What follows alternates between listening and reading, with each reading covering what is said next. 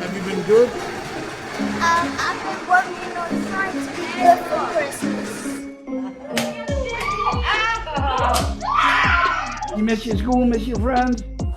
Yeah. The holidays certainly looked different in 2020, but that didn't stop us from finding unique ways to celebrate. Whether video chatting with Santa or poking fun at the unusual year, plenty of people came up with ways to make the season bright. Unfortunately, sitting on Santa's lap is not exactly social distancing. So, this first celebration in Williamston, South Carolina, found a new way to make sure Santa knew what was on everyone's list. Ho, ho, ho! Merry Christmas! Here in the park every year, thousands and thousands of kids come to Williamston, to the park, to see the lights and to see the jolly old man. Rather than have the children sit on Santa's lap, they told Old St. Nick their Christmas wishes through an intercom. Of course, we know with everything going on the way it is this year, things are a little bit different. So this year, I'll be sitting here behind the glass, just waving at all the kids that go by. Just walk up to the door, you push the button and push back to talk, and we can be able to carry on a conversation, and you can let me know what you want for Christmas. They was expecting to be in the cabin like usual, so it was a little surprise for all of us when we got here. It was kind of funny at first because it's the first time we've ever had to do it this way, but I think it worked out pretty well. This Santa says it was an easy way to stay 6 feet apart and spread holiday cheer. So many people are sick, so many people are afraid of getting sick, and if we could just put a smile on not only a kid's face, but an adult's face, that's what the season's about. I live for this once a year, to be able to come here and be able to do this right here at this time. Now listen, you have a Merry Christmas, okay? The elf on the shelf may be watching for Santa, but he's also become a form of comfort for this family in Westmoreland County, Pennsylvania. It's been a healing process. I know he really wanted me to make masks. Many, like Sherry O'Neill, have lost loved ones in 2020. It's been a very rough year. Her mother succumbed to Parkinson's in June, and in September, her son Michael died after a battle with leukemia. When the pandemic hit, Michael had encouraged Sherry to make masks, but she didn't think that she could keep up with demand. Before my son had passed away, he had suggested that I put masks online, and I said I couldn't keep up to them. And after he passed, I decided maybe I could keep up to them. But as the holidays approached, a friend suggested a twist on the idea: tiny masks, perfectly sized for the elf on the shelf that keeps kids on the nice list leading up to Christmas.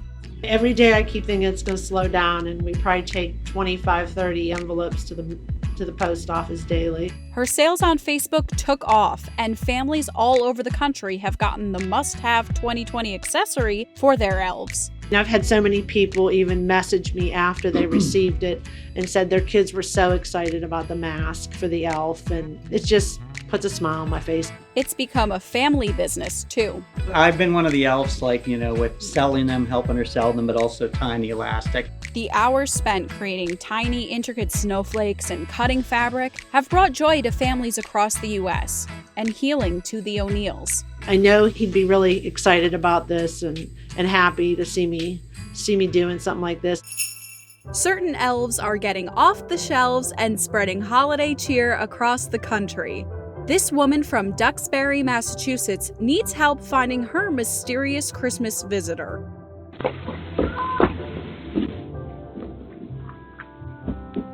A camera caught an adorable elf dropping something off at Joan Sullivan's front door. It says, "Thank you for spreading Christmas joy. We love your lights." The card came at the right time. They had 2 major doctor's appointments yesterday, and I thought this might be a tough day for me. I read the card, I went, oh my goodness, this is so delightful. When she watched the footage back, she found out there was more to the little elf's surprise.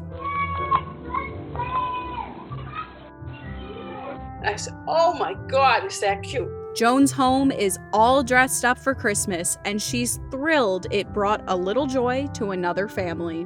Just filled my heart with love and joy. It was just wonderful because what we're all going through, and I thought there's kindness in this world, and if I can share this story and make some people smile, that, would be wonderful for the holidays because there's an awful lot of difficult stories out there. Joan has sent emails to other members of her neighborhood trying to track down the mystery elf and hopes to have them over for a socially distant visit with Santa in her backyard.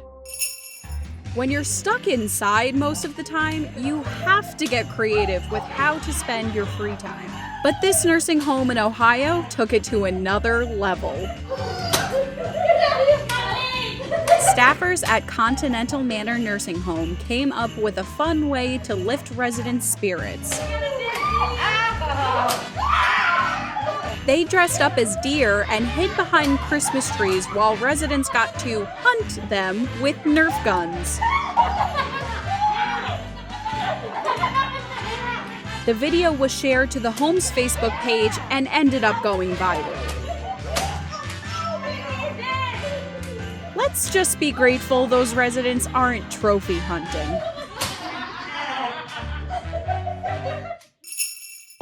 What would the holiday season be without a photo with Santa at the mall?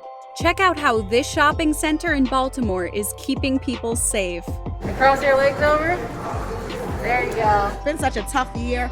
So the fact that Mondawmin is still doing this is just awesome, and we feel safe. As if they're in a picture frame with Santa, Old St. Nick was able to check who's been naughty and nice from safely behind a glass wall. He still blows his kisses. He still waves. He is our lovable Santa Luke from 36 years, so nothing has changed. He's just behind a frame. Have you been good?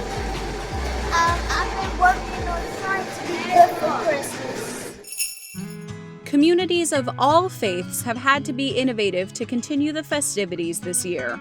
In Portland, Maine, the first night of Hanukkah was celebrated with a socially distanced party that had music, dancing, and most notably, a menorah-topped car parade. Happy Hanukkah! Rabbi Levi Wilansky had to think of a unique way to kick off the 8 nights of Hanukkah.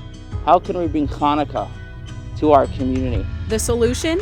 Magnetic, hand-built, and battery-powered menorahs that people stuck on top of their cars for a parade to City Hall. I think it's so cool. I definitely would not have thought of anything like this. Keeping up with tradition, the fire department lent their lift to light the 12-foot menorah. But this year, families enjoyed the celebration from a distance. Mazel tov! I think this is so fun. I really think after this year, we really deserve to celebrate. A celebration many needed after a challenging year. Another act of goodness and kindness, another act of light. Hanukkah is really a universal message. It's a message of religious freedom, and in a time of darkness, how much light and warmth can do. A little bit of light can extinguish tons of darkness, just a little bit. I really wanted my little girl to have some experience celebrating something so joyous right now. This is the Festival of Light, and we just need that. Santa Claus may not be coming to town this year, but he's certainly available on video calls. Santa has gotten high-tech for our next stories. I found out that you guys were on the nice list most of the time. Most of it. Is that right? Yes.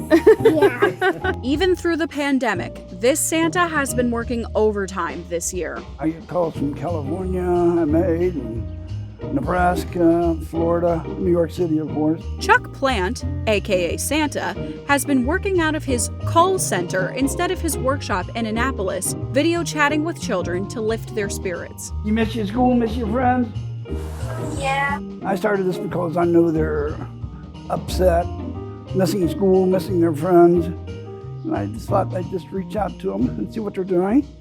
Check, make sure everybody's safe. Even though parents have offered to pay for his time, Santa has a better idea of how to get on the nice list. I told them go ahead and give it to your local food bank, give it to a charity of your choice, but yeah, this is my gift to the children. But your mom is very proud of you. For the kids at the Ronald McDonald House in Hershey, Pennsylvania, a call from Santa makes it the most wonderful time of the year. Meet Mel Fager, or as the kids at the Ronald McDonald House know him, Santa Claus. He's been the home Santa for 10 years. Growing up, it was just something I always wanted to do to make kids happy. But this year, he had to improvise. Basically, in my home office, My wife made me the background and everything. My daughter helps me do the makeup. Before the call, Santa checks his list to see what the boys and girls asked for this year. I can bring that up without them bringing it up, and they're just sort of taken back by that. You might think kids wouldn't be as excited for a simple video call, but Santa says the joy is still there. I think they're shocked, one, that their parents have Santa's phone number, and Santa has theirs. So they find that pretty magical. And this Santa leaves kids with an important message. Behave, be good. It's tough times. I know we got that coronavirus out there, so we got to be safe and get to bed early. We hope you enjoyed these socially distanced holiday stories. How did you celebrate the holidays in 2020? Let us know in the comments below. And from everyone here at Stitch, we hope you had a healthy and happy holiday season.